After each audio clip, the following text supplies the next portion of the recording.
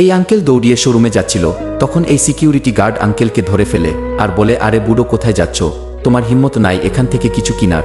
তখন আঙ্কেল বলে, তুমি তো জানোই না এটা আমার শোরুম। তখন গার্ড তাকে ধাক্কা মেরে বলে, আর পেলে না মজা করার জায়গা, যাও এখান থেকে। তখন আঙ্কেল তাকে বলে, তুমি তোমার মালিককে ধাক্কা মেরেছ, এখন তো তোমার চাকরি গেছে। আর বলে, তোমার ম্যানেজার কোথায়, ডাকো তাকে।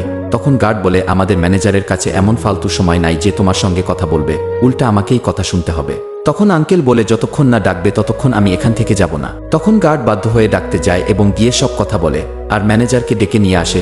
তখন ম্যানেজার এসে বলে, বলুন কি হয়েছে? তখন আঙ্কেল বলে, তাহলে তুমি ম্যানেজার? বলে, এ কেমন গার্ড রেখেছো, আমাকে ভিতরে যেতে দিচ্ছে না, বাদ দিয়ে দাও একে চাকরি থেকে।